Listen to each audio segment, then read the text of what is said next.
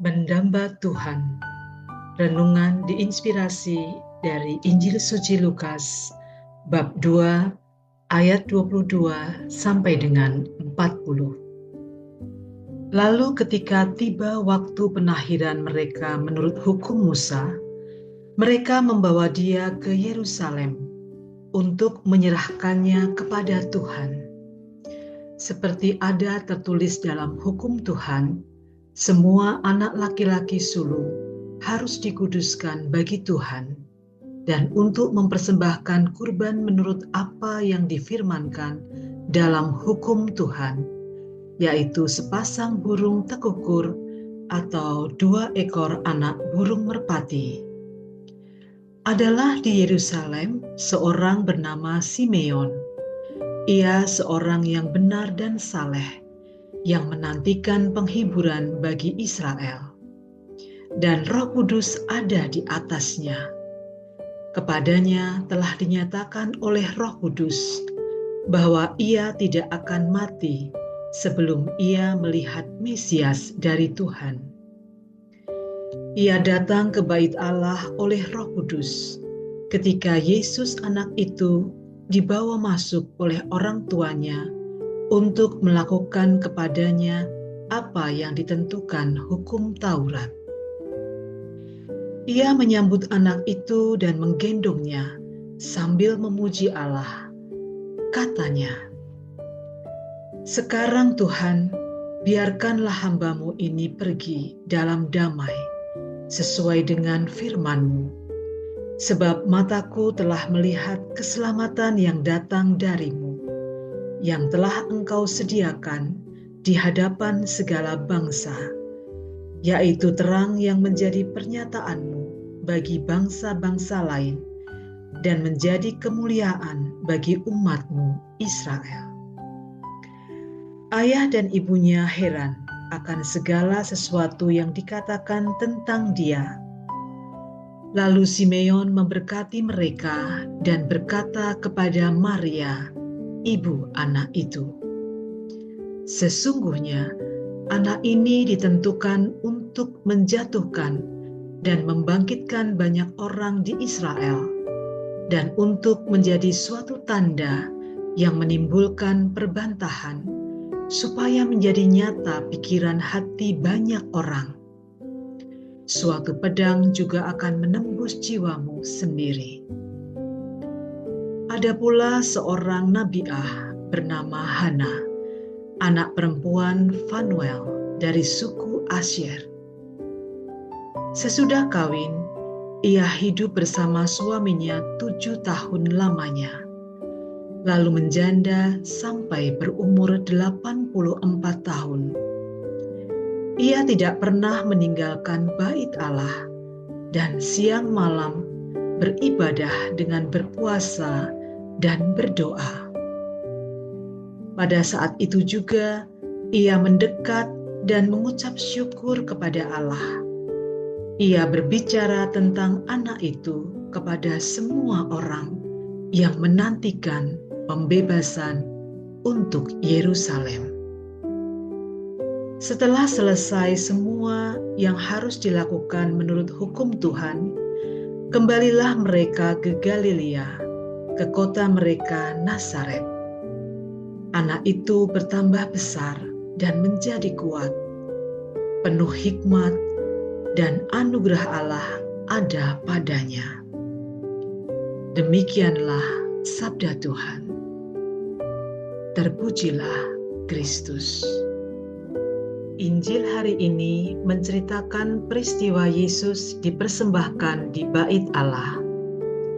Bayi Yesus yang baru berumur 40 hari sudah diantar ke bait Allah oleh orang tuanya yang menaati perintah Allah bahwa setiap anak sulung harus dipersembahkan kepada Allah.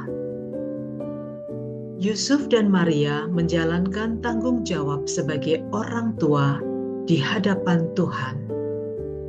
Tanggung jawab ini mengungkapkan makna iman serta kepatuhan orang tua atas apa yang telah difirmankan dan ditetapkan Allah.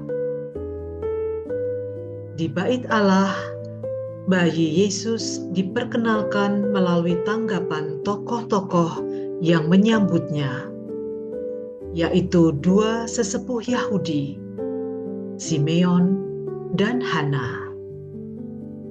Mereka berdua adalah orang benar dan saleh yang hidup taat kepada Tuhan, seperti juga orang tua Yesus. Mereka mendambakan keselamatan sejati yang dijanjikan Allah.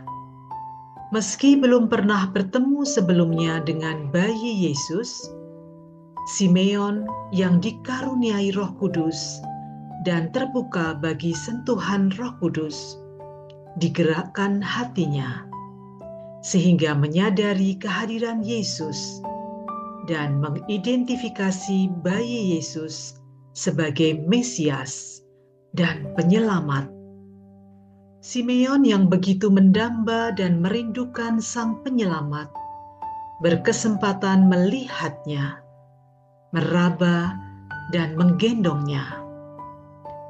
Hal ini membawa rasa syukur sejati bagi Simeon yang diungkapkan sambil memuji Allah. Dalam nyanyian pujian itu, Simeon mengakui bahwa matanya telah melihat keselamatan Allah dalam diri bayi Yesus.